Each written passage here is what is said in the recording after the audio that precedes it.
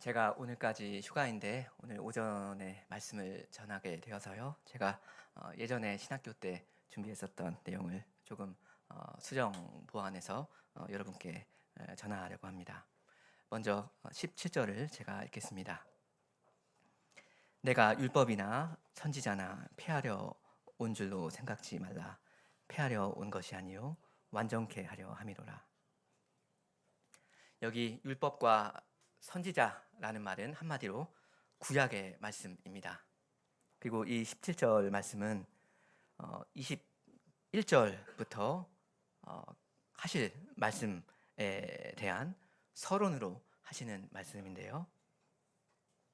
5장 21절부터 어떤 내용이 나오죠? 그 성경에 나오는 그 여러 제목들만 보셔도 알 수 있죠. 노하지 말라, 간음하지 말라, 맹세하지 말라. 여러 가지 우리가 잘 아는 말씀입니다. 대부분 이렇게 하라는 것을 너희가 들었지만 나는 너희에게 이르노니 이러이러하다. 이런 식의 말씀이죠. 예를 들면 5장 27절에 또 간음하지 말라 하였다는 것을 너희가 들었으나 나는 너희에게 이르노니 음욕을 품고 여자를 보는 자마다 마음에 이미 간음하였느니라. 이런 말씀이요. 율법을 아주 엄격하게 제대로 지키라고 요구하시는 그런 말씀을 이제 21절부터 하실 겁니다. 여기 완전케 하려고 오셨다 하는 말씀이 17절에 있는데 구약 성경이 여태까지 바라고 가리키고 의도하고 목표한 것이 있었습니다. 근데 바로 그것을 성취하시려고 메시아께서 오신 겁니다. 사실은 예수님의 오심 자체가 구약의 성취 아닙니까? 그리고 또 주님께서 어떻게 오셔서 구약을 성취하십니까? 말씀을 성취하십니까? 구약의 그 교훈을 주님께서 권위 있는 선생으로서 신약의 입법자로서 새롭게 해석하시고 가르치심으로써 그렇게 하심으로써 구약을 완전케 하신다는 말씀입니다. 너희들 구약의 그 말씀 어설프게 적당히 그렇게 순종하려고 하면 그럼 안 된다. 제대로 순종해야 된다. 이렇게 가르쳐 주시고 그렇게 하라고 요구하심으로써 예수님은 율법을 이 세상에서 이루어 가십니다. 완성해 가십니다. 우리 18절을 함께 읽으면 좋겠습니다. 18절. 진실로 너희에게 이르노니 천지가 없어지기 전에는 율법의 1.1획이라도 반드시 없어지지 아니하고 다 이루리라. 아까 17절에서는 율법과 선지자라는 말로 구약 전체를 가리켜서 말씀하셨죠. 근데 여기 그 18절에서는 범위를 조금 더 좁혀서 율법으로 좁혀서 말씀을 하십니다. 이렇게 되어 있죠. 천지가 없어지기 전에는 율법의 1.1획이라도 반드시 없어지지 않을 거다. 절대 안 없어진다 하십니다. 왜 그렇죠? 예수님께서 단지 이 율법을 보존해 주시니까 그렇습니까? 아니죠. 예수님께서 이 율법과 선지자 이것을 이루시니까 그렇습니다. 율법의 그 한 글자 토시 하나라도 지워지는 그걸 허용하시기는커녕 그리스도께서는 마지막 날까지 그 모든 말씀을 완성해 가실 겁니다. 성취해 가실 겁니다. 여기 18절 마지막 두 단어 이것이 선언하는 것처럼 주님께서 다 이루실 것입니다. 근데 정확히 이게 어떻게 이루어집니까? 그리스도의 오심으로 말미암아 모든 것들이 이루어지는 이때에 우리 그리스도인들은 무엇을 합니까? 우리는 그냥 구경꾼인가요? 그리스도께서 친히 오셔서 구약 성경을 완전케 하시고 세상의 이 완성을 향해서 이 역사를 다 경영해 가시니까 우리는 그걸 그냥 관람석에 앉아서 구경만 하면 되는 겁니까? 그렇지 않죠. 전혀 그 이야기가 아닙니다. 만일 그럴 거였다면 왜 이 성경책을 우리한테 주셨습니까? 무엇하러 주님께서 이 산상보훈을 우리한테 가르치시겠습니까? 예수님께서 완성해 가시는 이 말씀, 이 성경은 예수님께 주어진 책이 아니라 우리한테 주어진 책 아닙니까? 그리고 율법은 우리가 지금 지켜야 하는 것이지 예수님이 지금 지키고 있을 그럴 것이 아니지 않습니까? 하나님 나라에는 하나님만 계신 게 아니죠. 하나님 나라에는 백성이 있습니다. 성도 여러분이 있습니다. 그리고 주님께서는 여러분을 그 거룩한 율법의 말씀으로 다스려 가십니다. 그리고 1.1획도 절대 없어지지 않을 이 율법에 온전히 제대로 순종하라고 하십니다. 그렇게 요구하십니다. 그러니까 이 18절의 마지막 두 단어 다 이루리라 하는 이 말씀에 그리스도께서만 참여하시는 게 아닙니다. 우리 그리스도인들도 우리들도 모든 것들이 이루어지는 이 그리스도의 사역에 같이 동참하는 겁니다. 어떻게 그 역사에 우리가 참여하죠? 간단하죠. 순종입니다. 율법에 순종함으로써 우리는 그 역사에 참여합니다. 주께서 하라 명하신 것을 함으로써, 주께서 하지 말라 금하신 것을 안 함으로써 우리는 그 역사에 참여합니다. 그러면 이 율법을 어떤 자세로 어느 만큼 순종하라고 요구하시는지 우리 19절도 같이 한번 읽겠습니다. 19절. 그러므로 누구든지 이 계명 중에 지극히 작은 것 하나라도 버리고 또 그같이 사람을 가르치는 자는 천국에서 지극히 작다 걸음을 받을 것이요 누구든지 이를 행하며 가르치는 자는 천국에서 크다 일컬음을 받으리라.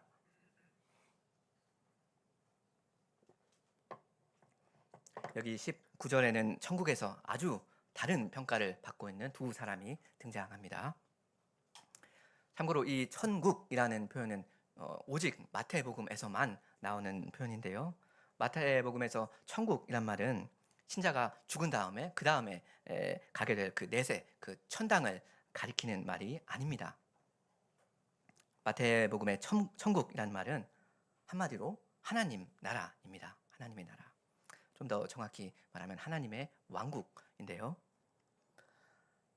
아무튼 그러니까 여기 19절에 두 사람이 지극히 작다 아니면 지극히 크다 이렇게 평가를 받는 건 장차 나중에 죽어서야 받게 될 미래 심판을 이야기하는 게 아닙니다. 예수님의 오심으로 이 땅에 이미 임한 이 하나님의 나라 이야기입니다. 19절은 여러분이 지금 하나님의 법의 다스림 아래 살면서 이루고 계시는 이 하나님의 나라에서 여러분 각자가 주님께 어떤 평가를 받고 있는가 하는 그 이야기입니다. 먼저는 그 이야기입니다. 나중 이야기가 일단 아닙니다.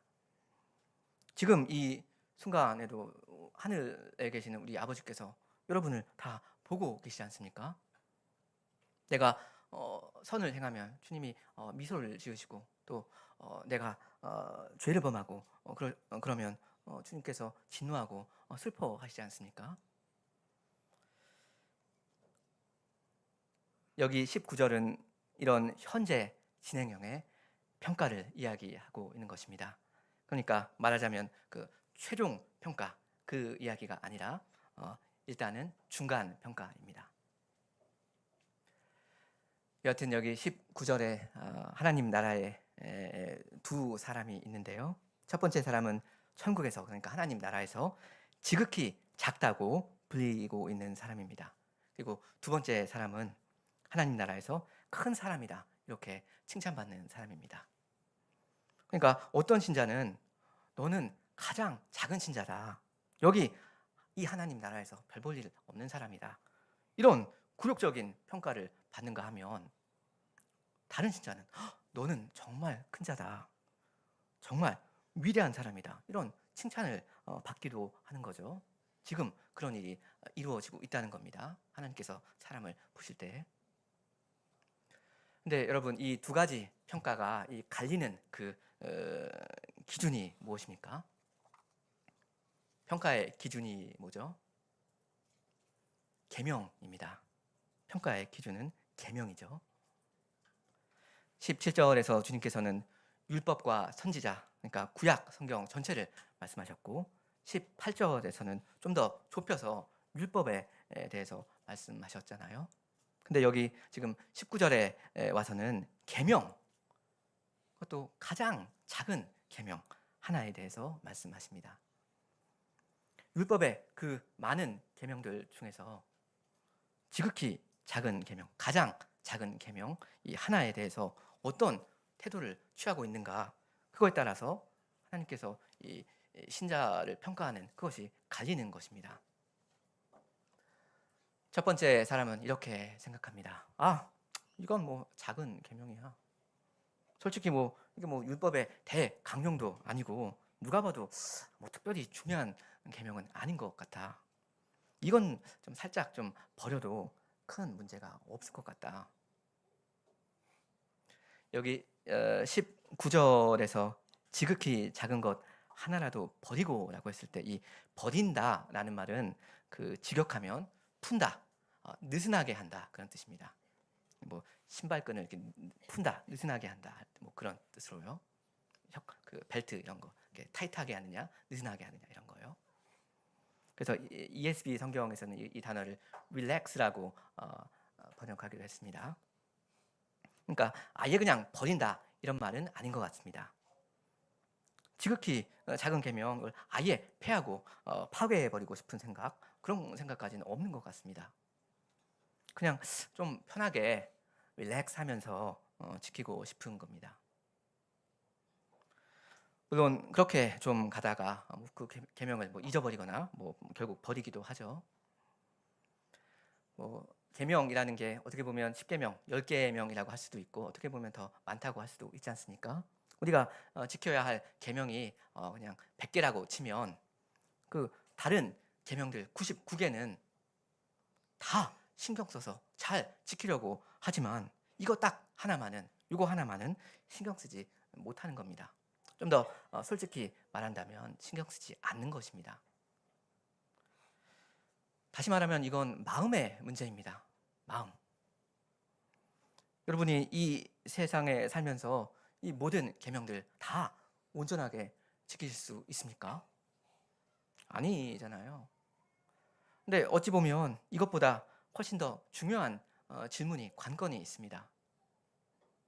모든 계명을 다 온전히 지키고 싶어하는 그 마음이 나한테 있느냐 없느냐 하는 이 질문입니다.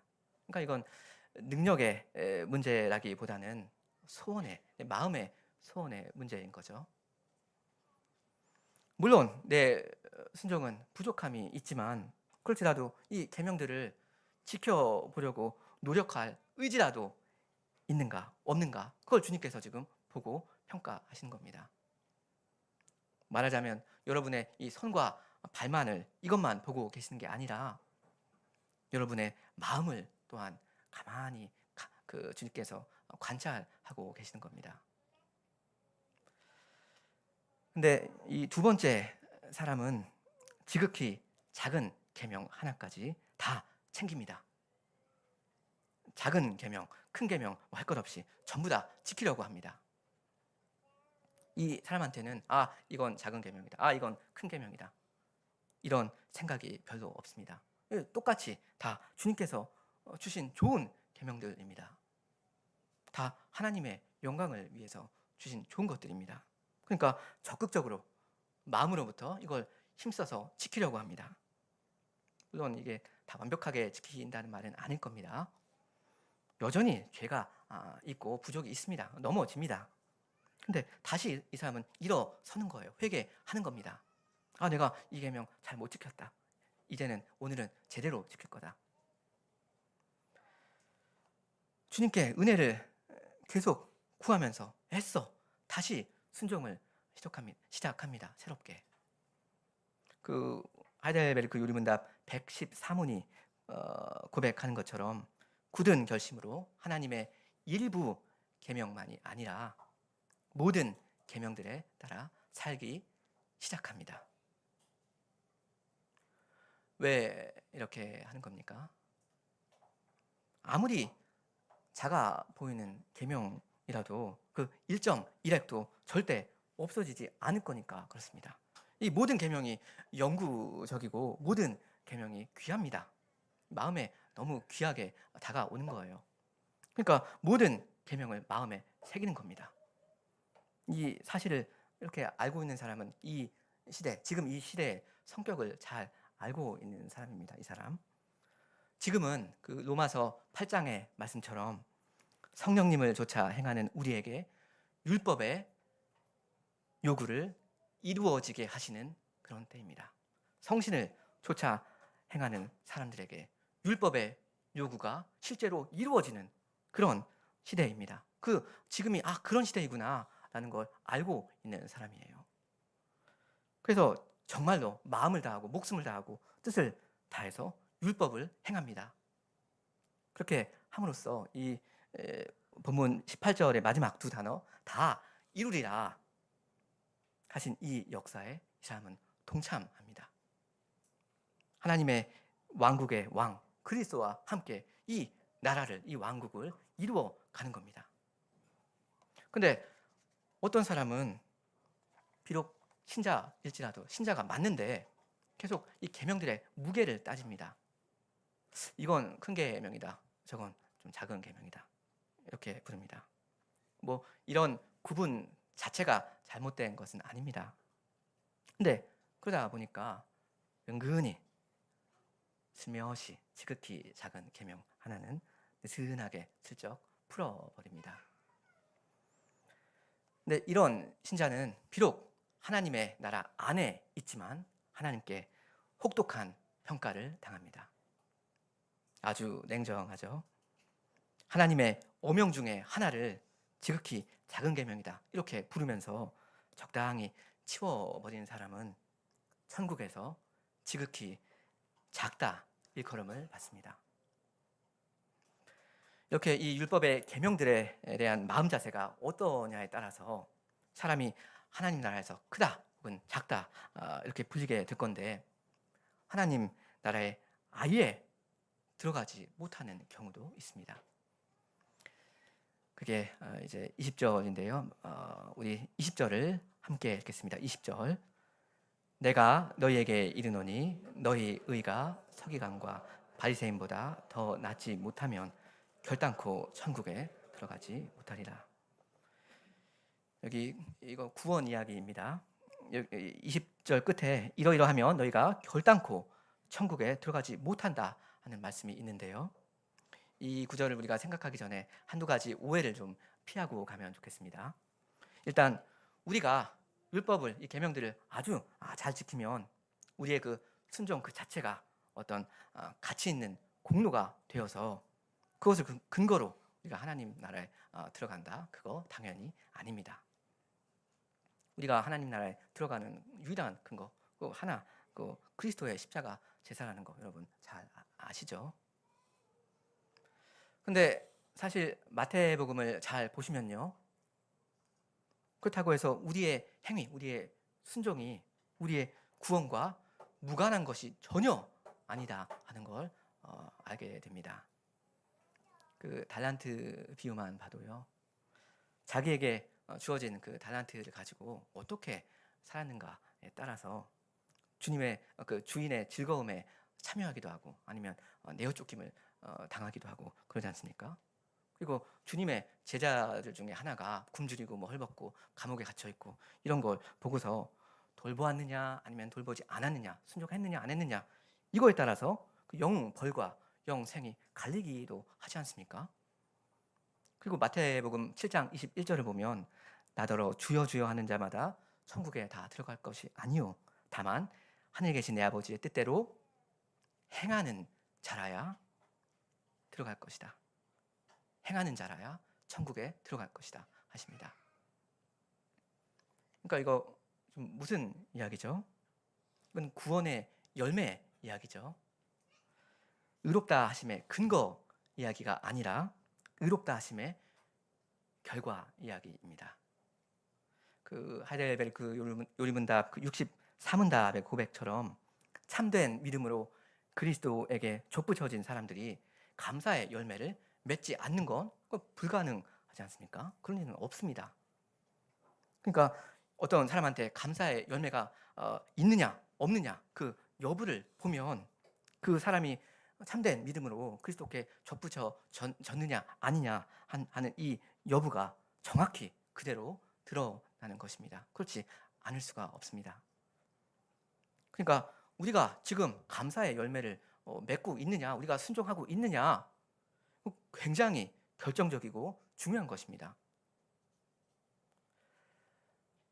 또 하나 오해하기 쉬운 것이 하나 있는데요. 그게 뭐냐면 이 20절 말씀을 천국에 들어가는 열쇠로 착각하면 안 된다 하는 것입니다. 여러분 이 20절을 잘 보시면 좋겠습니다. 만일 우리가 바리새인의 의를 능가하기만 한다면 우리가 천국에 들어갈 것이다. 이렇게 지금 이 20절 말씀이 약속해 주고 있습니까? 뭐 얼핏 보면 그렇게 착각할 만도 한데 사실 따져놓고 보면 이 구절이 그런 약속을 전혀 하고 있지 않습니다.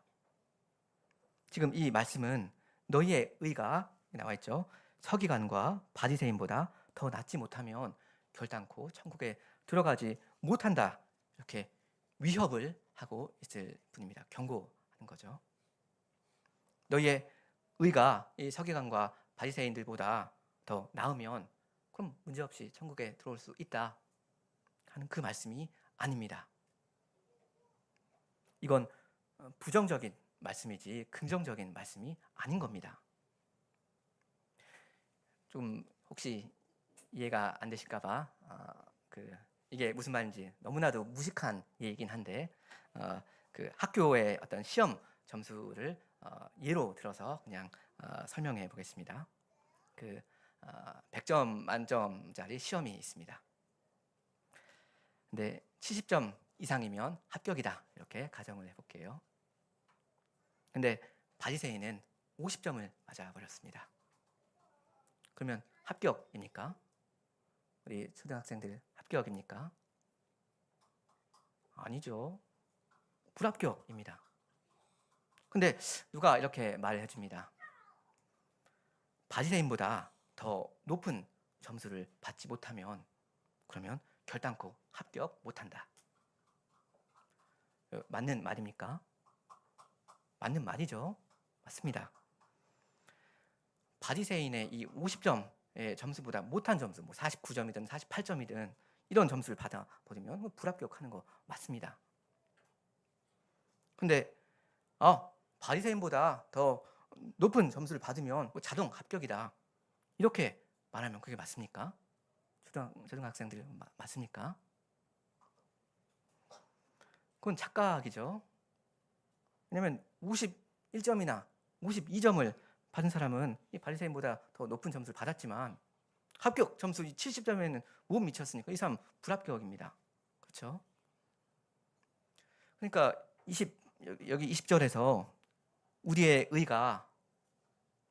의로운 생활이 서기관과 바리새인보다 더 나은 것은 천국에 들어가는데 필수적인 조건이긴 하지만 충분한 조건이라고 하기는 어렵습니다.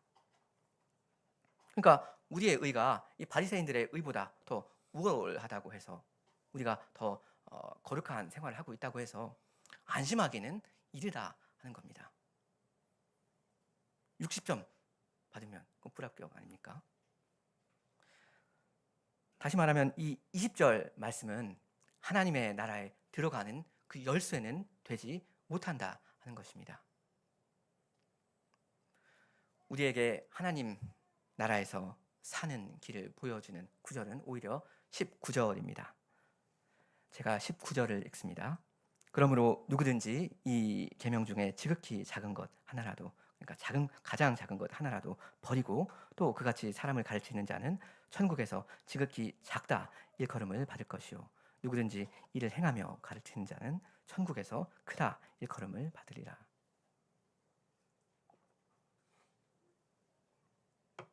천국 안에 있는 두 사람이죠. 둘 다 하나님 나라 안에 있습니다. 하나님 나라 안에서 지금 살고 있어요. 근데 계명에 대한 그 태도에 따라서 한 사람은 지극히 작다. 그러니까 가장 작다, 맨 꼴찌다. 이렇게 불리우고 다른 한 사람은 크다. 일컬음을 받습니다. 말하자면 이 한 사람은 꼴등 신자이고 이 다른 한 사람은 1등 신자입니다. 여러분, 근데 이 두 사람, 이 두 극단에 있는 이 사람의 그 차이가 무엇입니까? 그 격차가 얼마나 큽니까? 그 차이가 뭐냐면 지극히 작은 계명 하나 차이입니다. 가장 작은 계명, 그 하나가 그 격차입니다. 첫 번째 사람은 계명들 중에서 지극히 작은 것 하나, 가장 작은 것들 중에 하나라는 말인데요. 이걸 느슨하게 풀어버리는 사람입니다. 아무 생각 없이 막 그냥 불순종한다, 이런 말도 아니고요. 막 그냥 여러 계명을 막 짓밟고 다니는, 무시하고 다니는 그런 막 나가는 신자 전혀 아닙니다. 99개 계명들은 다 당연히 성실하게 지키려고 노력하는데 이 지극히 작은 계명, 가장 작은 거 하나, 이거 하나만은 별로 중요하게 여기지 않았는지 긴장의 끈을 살짝 풀어버린 그런 사람입니다. 그러면서 다른 신자들한테도 이건 뭐 지극히 작은 계명 하나니까 뭐 조금 느슨하게 지켜도 상관없다. 뭐 너무 오버할 필요 없다. 우리가 뭐 다 죄인들인데 뭐 이 계명들 무슨 수로 우리가 다 지키겠는가? 이 계명 하나 이거 좀 적당히 하자. 이렇게 하는 사람입니다. 근데 바로 이러한 신자가 하나님 나라 안에서 가장 작다, 맨 꼴찌다 하는 평가를 하나님께 받습니다. 반면에 하나님 나라에서 크다 일컬음을 받는 사람은 지극히 작은 계명, 그 가장 작은 거, 그 계명 하나도 빠짐없이 모두 다 행하면서 가르치는 사람입니다.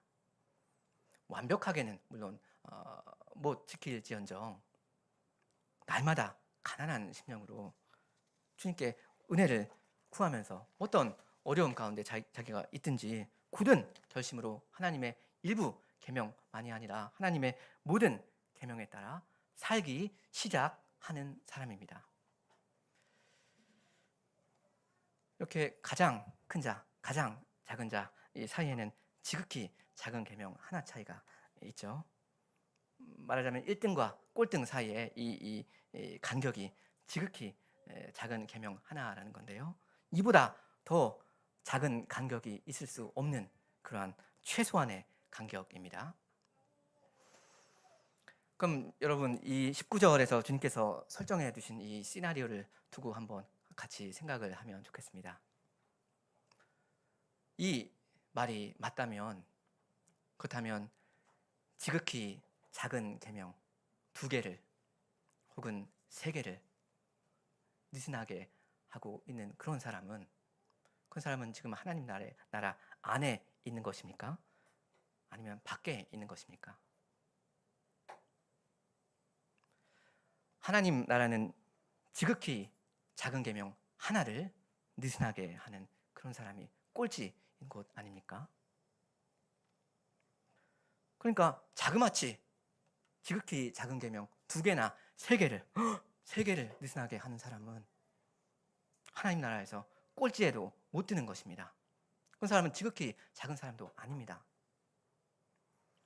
그러니 우리가 하나님 나라에 들어가려고 한다면 바리새인들의 그 의보다 조금 더 의로운 생활을 해서 턱걸이로 어떻게 들어가려고 그렇게 해서는 안 됩니다. 바리새인들의 그 의보다 조금 더 나은 그런 의로운 생활 갖고는 어림도 없고요.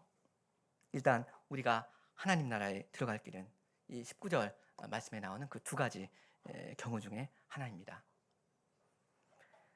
하나님 나라에서 큰 자가 되든지 아니면 그것에 못 미친다면 하나님 나라에서 지극히 작은 자가 되든지 이 둘 중에 하나입니다. 다시 말하면 하나님의 모든 계명에 따라 살기 시작하든지 아니면 그보다 아주 조금 못 미치든지 둘 중에 하나입니다. 그러니까 하나님 나라의 왕 이 그리스도께서 우리에게 제시하시는 이 표준이 참 높고도 높죠. 그 21절부터 그 나오는 거 그 주님께서 새로이 그 선언하시는 이 신약 율법의 수준을 여러분 한번 생각해 보시기 바랍니다. 어떻습니까? 얼마나 이 고도합니까? 음욕을 품고 여자 한번 본 사람을 갖다가 이미 마음에 간음했다 하십니다. 온몸이 지옥에 던져지고 싶지 않다면 그 눈 뽑아버려라 하십니다. 죄짓지 말라는 거죠, 절대. 그리고 하늘에 계신 너희 아버지의 온전하심 같이 그것처럼 너희도 온전하라 이렇게 요구하십니다. 이것이 우리를 위해서 주님께서 정해두신 기준입니다. 이것이 주님의 기대치이고 이것이 주님의 요구입니다. 그러니까 이 요구에 응하는 생활을 우리가 하려면 하나님 나라에서 정말 하나님 나라 백성다운 그 생활을 하려면 고작 그 바리새인들의 그 어설픈 순종 그런 종교적 열심 가지고는 안 되는 겁니다. 이 점에서 우리가 이 20절을 다시 한번 생각해 보면 좋겠습니다. 우리말 성경에는 빠져 있는데 지난주 일에 목사님께서 말씀하신 것처럼 이 접속사가 생략되는 경우가 많이 있는데요. 원래 20절 앞에는 왜냐하면이라는 말이 있습니다. 굉장히 중요한 왜냐하면입니다. 그러니까 19절 왜냐하면 20절 이겁니다. 이 어떤 논리인지 한번 따져보겠습니다. 19절에 요지가 여러분 뭐였습니까? 한마디로 계명들을 전부 다 지켜라 이거였죠. 물론 우리가 이 세상에 사는 동안에 이걸 온전히 다 완벽하게 지키지는 못할지라도 굳은 결심으로 하나님의 일부 계명만이 아니라 그 모든 계명에 따라 사는 거 그렇게 시작하는 거 우리가 할 수 있거든요. 그런 마음 우리가 품을 수 있거든요. 이렇게 다 순종해야지 주님이 기뻐하신다. 그런 마음 우리가 품지 못합니까? 일단 적어도 이것은 하라고 주님은 요구하십니다. 그러니까 이 19절 말씀의 요구는 지극히 작은 계명 하나 이것쯤은 느슨하게 릴렉스하는 그런 마음으로 살지 말거라. 모든 계명에 따라서 살기 시작하거라. 제대로 순종하거라 하시는 겁니다. 이 19절 말씀 다음에 왜냐하면이라고 나오고요. 그 다음에 20절입니다. 20절의 요지는 무엇입니까? 20절은 경고의 말씀 아닙니까?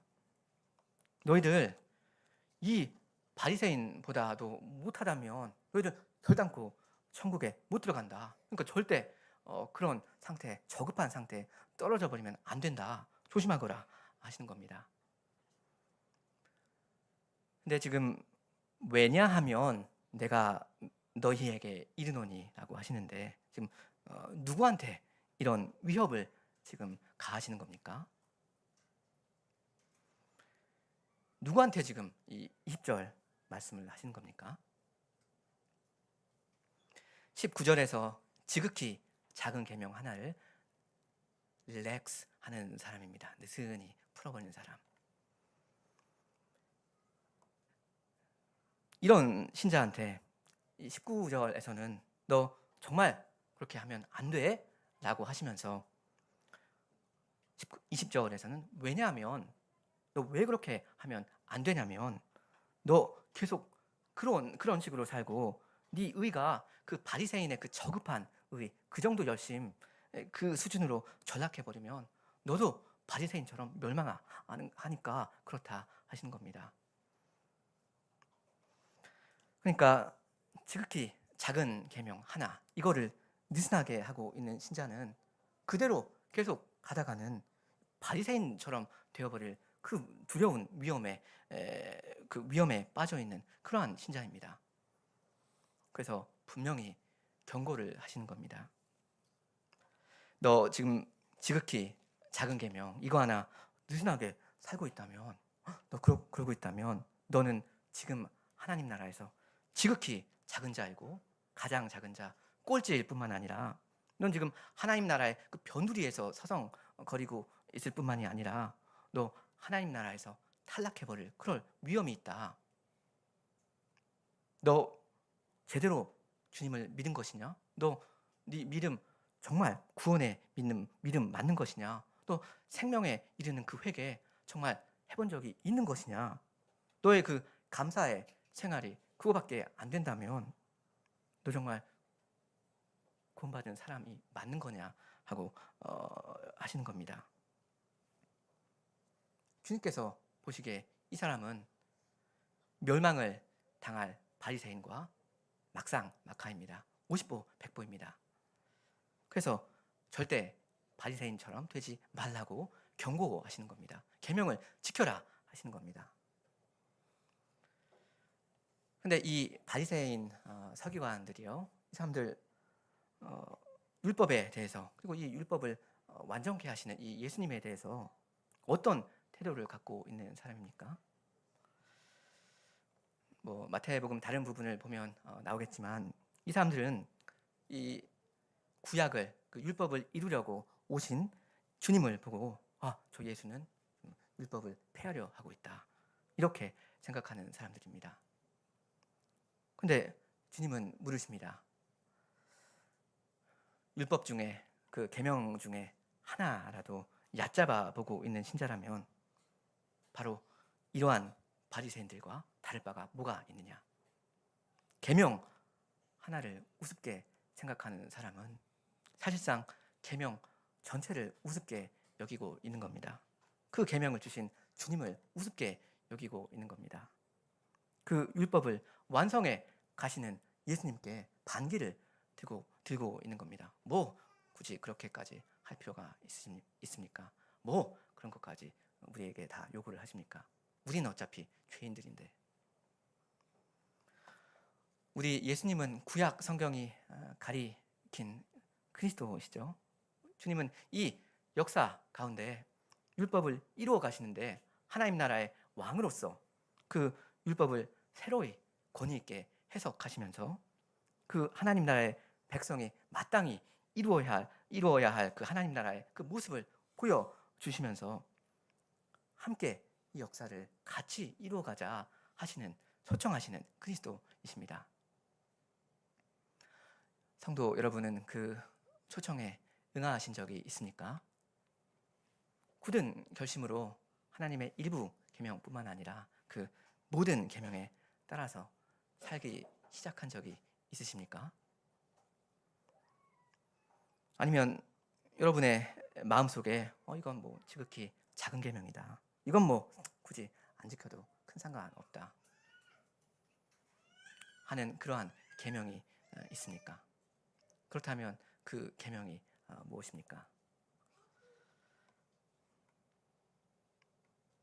주님의 입장에서 보실 때는 뭐 큰 계명과 작은 계명 이런 게 있을지는 몰라도 우리한테 정말로 그래서는 안 될 겁니다. 주님께서 혹 지극히 작은 계명이라고 부르시는 이 계명도 우리한테는 다 어명입니다. 지극히 큰 계명이라고 우리는 생각해야 할 겁니다. 이렇게 그리스도께서는 구약을 완전케 하시고 그 율법을 그 본의를 이루어 가시는 그 일에 함께 하자고 여러분을 초청하십니다.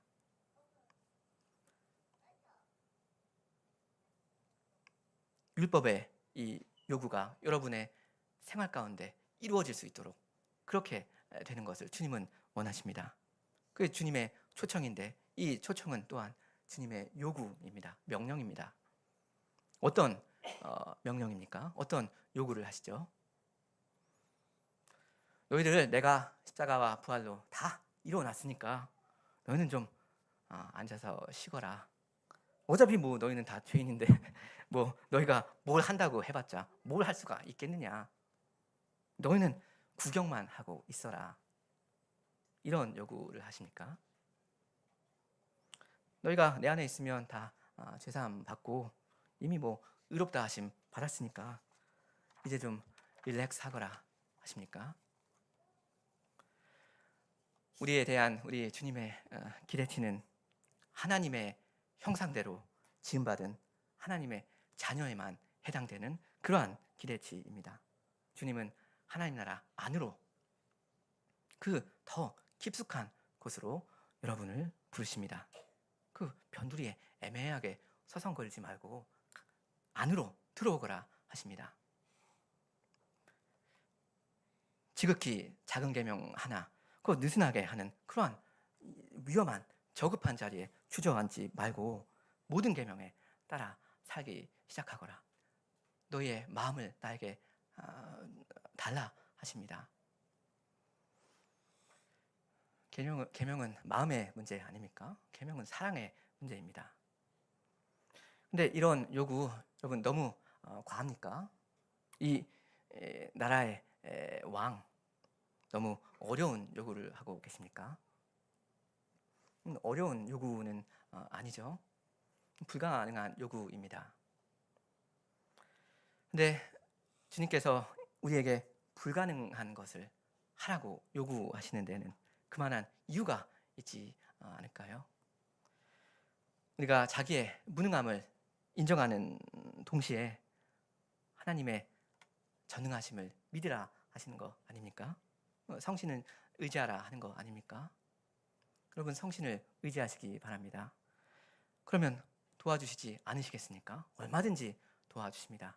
그 마음이 없으면 못 지키는 그 계명들 그 마음을 주셔요 실제로. 그래서 지키기를 시작하도록 하십니다. 주님께서 그렇게 해주십니다.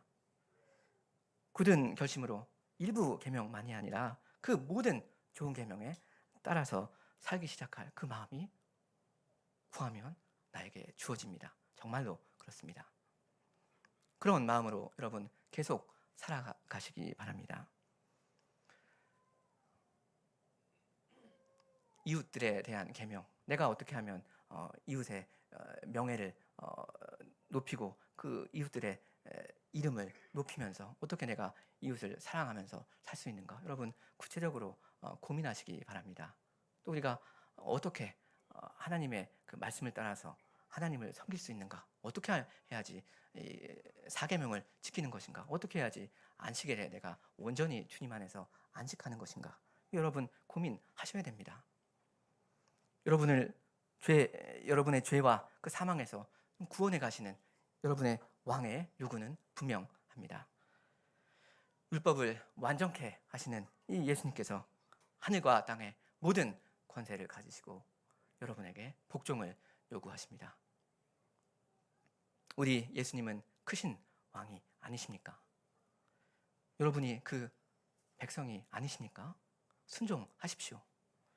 하나님 나라의 백성으로서 주님의 말씀을 깨닫고 마음으로 순종해 가는 이 큰일에 여러분 날마다 진보가 있으셔야 합니다.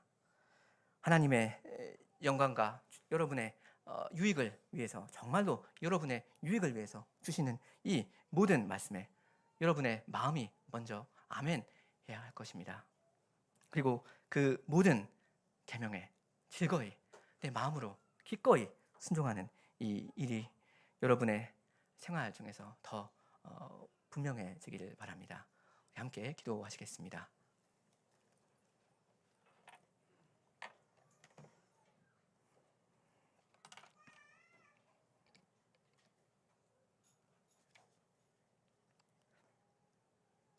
하늘에 계시는 우리 아버지,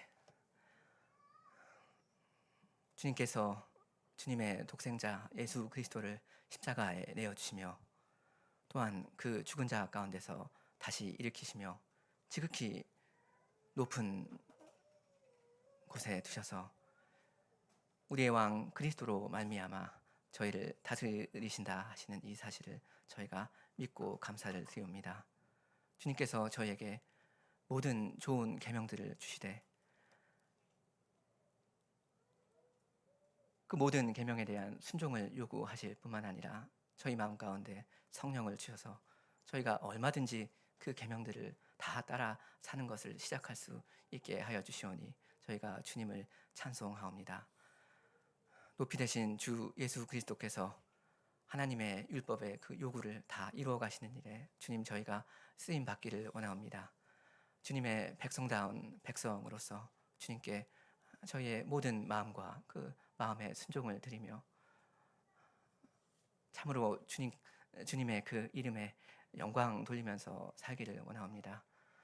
저희의 이웃들이 저희의 변화된 모습을 보면서 하나님을 발견하게 되고 하나님께 영광을 돌리는 그러한 일들이 저희의 생활 가운데 더 풍성히 분명히 이루어질 수 있도록 저에게 복 내려 주시옵소서. 예수님의 이름으로 기도합니다. 아멘.